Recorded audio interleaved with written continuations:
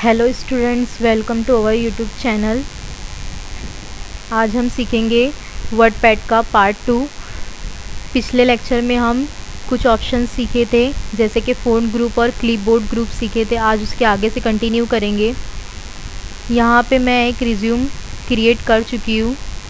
ये रिज्यूम को भी हम वर्डपैड में क्रिएट कर सकते हैं जैसे चाहे, अपनी मर्ज़ी के हिसाब से।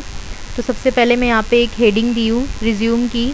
यहाँ से इसको पैराग्राफ ग्रुप में अगर मुझे इसको लेफ़्ट राइट इसकी पोजीशन चेंज करना है तो यहाँ से इंक्रीज़ इंडेट करने पर ये राइट साइड जा रहा है। अगर डिक्रीज़ इंडेट करूँगी तो ये लेफ़्ट साइड डिक्रीज़ हो रहा है। लेकिन अगर मुझे इसको यहाँ से इसका अलाइनमेंट चेंज करना है, लेफ़्ट रखना है, अलाइन टेक्स्ट लेफ़्ट या अलाइन टेक्स्ट राइट रखना है या सेंटर में रखना है, तो वो भी हम कर सकते हैं। इसका शॉर्टकट दिया हुआ है कीबोर्ड से। कंट्रोल एल से लेफ़्ट साइड होगा, कंट्रोल आर से राइट साइड और कंट्रोल ई से सेंटर में। तो कीबोर्ड से कंट्रोल एल और कंट्रोल आर से राइट साइड और कंट्रोल ई से सेंटर में हो जाएगा। जैसे हेडिंग हमको रखना है लेफ़्ट या राइट या सेंटर में, तो हम उसको रख सकते हैं। इतना करने के बाद यहाँ पे एक ऑप्शन दिया हुआ है स्टार्ट अ लिस्ट का। जैसे मैं कोई भी अगर टेक्स्ट यहाँ पे टाइप करी हूँ, अब टेक्स्ट में मुझे बुलेट्स का यूज़ करना है या नंबर्स का यूज़ करना है, तो वो भी हम कर सकते हैं। यहाँ पे अल्फ़ाबेट्स देना है अपर केस में या लोअर केस में, या रोमन नंबर में अपर केस है या लोअर केस, या नंबरिंग में देना है या बुलेट्स में देना है। जैसे भी देना है हम दे सकते हैं, लेकिन अभी हमको इसकी ज़रूरत नहीं है तो इसको यहाँ से नन कर देंगे। बिना सेलेक्ट करे ये नन नहीं होगा। इतना करने के बाद यहाँ पे स्पेसिंग का ऑप्शन दिया हुआ है, लाइन स्पेसिंग का। ये मेरी यहाँ पे इतनी लाइन मैं इसको सिलेक्ट कर रही हूँ, उसके बीच में मुझे कितना गैप रखना है, स्पेस कितनी रखनी है, तो वो यहाँ से हम सिलेक्ट कर सकते हैं। 1.15 या 2 पॉइंट देना है या 1.15 देना है या 1.0 देना है, जितनी स्पेसिंग देना है अपने हिसाब से इसको दे सकते हैं। इतना करने के बाद पैराग्राफ ग्रुप के अंदर भी जो ऑप्शन हम ऊपर फ्रंट पे देखे, वही लेफ़्ट राइट फर्स्ट लाइन और लाइन स्पेसिंग का ऑप्शन इसके अंदर भी दिया हुआ है। यहाँ से अलाइनमेंट वगैरह इसका चेंज करना है तो वो भी चेंज कर सकते हैं। इतना करने के बाद यही पैराग्राफ ग्रुप के अंदर टैब्स के अंदर एक ऑप्शन दिया हुआ है। यहाँ से सबसे पहले मैं कोई एक वर्ड टाइप कर ले रही हूँ यहाँ पर। जैसे मैं यहाँ पे एक वर्ड लिख रही हूँ कंप्यूटर। इतना करने के बाद पैराग्राफ में आएंगे, टैब्स के ऑप्शन में आएंगे। वहाँ पे एक टैब स्टॉप पोजीशन लिखा हुआ है, तो वहाँ पे मैं पोजीशन सेट कर रही हूँ। जैसे मुझे यहाँ पे 5 सेंटीमीटर का गैप चाहिए कर्सर के बीच में, तो इसको यहाँ से सेट कर लेंगे। सेट करने के बाद ओके करना है। अब ओके करने के बाद जब मैं टैब की बटन प्रेस करूँगी तो वो 5 सेंटीमीटर के आगे कर्सर जो है जंप करते जाएगा।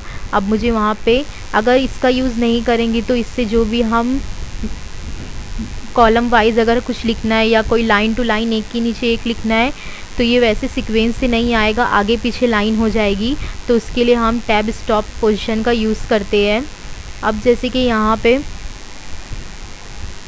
मुझे कोई इमेज इंसर्ट करना है, पिक्चर लेना है, तो पिक्चर पे क्लिक करेंगे और इमेज जहाँ भी जिस लोकेशन पे रहेगी उस लोकेशन में आना है। यहाँ से इतनी सारी इमेज यहाँ पे हमें दिख रही है। जो भी इमेज ओपन करना है उस पर क्लिक करेंगे और यहाँ ओपन पे क्लिक करेंगे तो इमेज हमारे वर्डपैड के डॉक्यूमेंट में आ चुकी है।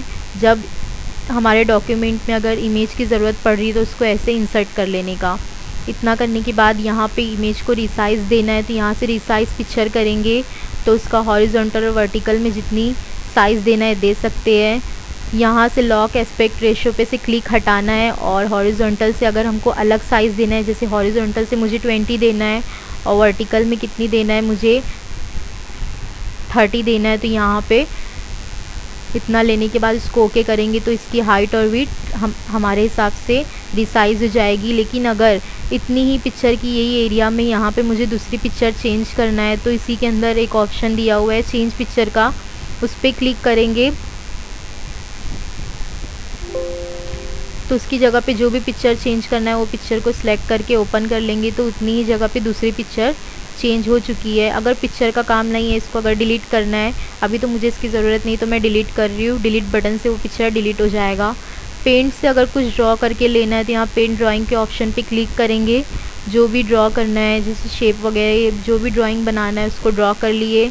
कलर वगैरह देना है, वो भी देने के बाद डायरेक्ट इसको यहाँ से क्लोज़ करेंगे तो वो हमारे वर्डपैड के डॉक्यूमेंट पे पेंट ड्राइंग इंसर्ट हो चुकी है। इसको भी रिसाइज दे सकते हैं, इसकी पोजीशन वगैरह चेंज करना है लेफ़्ट राइट या सेंटर में तो वो भी हम रख सकते हैं। इतना करने के बाद यहाँ पे एक और ऑप्शन दिया है डेट एंड टाइम का। अगर हमको वर्ड पैड के अंदर डेट एंड टाइम इंसर्ट करना है तो यहाँ पे शॉर्ट डेट और लॉन्ग डेट दी हुई है। जो भी डेट लेना है उस पर क्लिक करेंगे, वो डेट नीचे इंसर्ट हो चुकी है। अब इसी के बाद एक और ऑप्शन इंसर्ट ऑब्जेक्ट का दिया हुआ है। इंसर्ट ऑब्जेक्ट से क्या होता है, जैसे हमारे वर्ड पैड के डॉक्यूमेंट में और ऑप्शंस अवेलेबल नहीं है, तो जो भी हमारे कंप्यूटर के अंदर सॉफ्टवेयर जो इंस्टॉल्ड है, तो उसमें से अगर मुझे कोई सॉफ्टवेयर का यूज़ करके वर्ड पैड में उसको एम्बेड करना है तो यहाँ से हम उसको ओपन कर सकते हैं उसके ऑब्जेक्ट को। जैसे फॉर एग्जांपल मुझे यहाँ पे ये ओपन डॉक्यूमेंट स्प्रेडशीट कोई एक्सेल पे कुछ कैलकुलेशन करना है तो मुझे उसकी ज़रूरत है, तो मैं यहाँ से उसको ऑब्जेक्ट टाइप में से लिस्ट में से ओपन कर सकती हूँ। ओपन करने के बाद ये मेरा एक्सेल ओपन हो चुका है। अब जो भी मुझे यहाँ पे कैलकुलेशन वगैरह करना है वो यहाँ पे करने के बाद, जैसे मैं यहाँ पे कुछ नंबर्स लिख रही हूँ, वो नंबर्स लिखने के बाद अब मैं इसको यहाँ से डायरेक्ट क्लोज़ करूँगी। तो जो भी मैं टेक्स्ट टाइप की हूँ, जो भी मैं एक्सेल या जो भी सॉफ्टवेयर में जो भी कैलकुलेशन वगैरह की हूँ, तो वो हमारे वर्ड पैड के डॉक्यूमेंट में एम्बेड हो चुका है। OLE object linking embedding.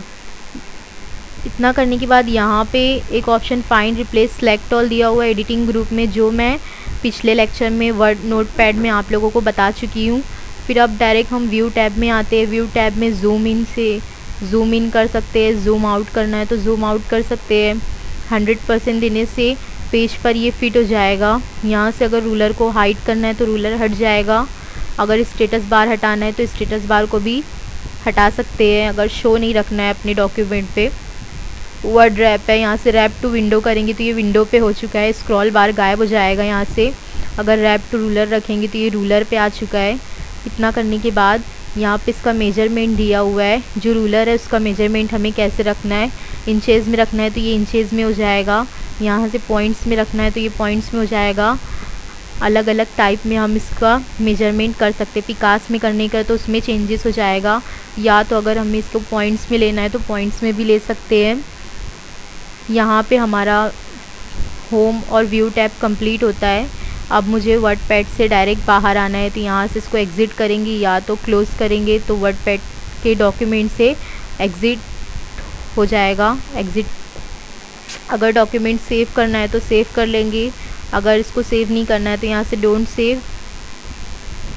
इतना करने के बाद यहाँ हमारा वर्ड पैड का लेक्चर कंप्लीट होता है। अगर आपको वीडियो अच्छा लगा हो तो लाइक करें, अपने दोस्तों के साथ शेयर करें और सब्सक्राइब करना ना भूलें।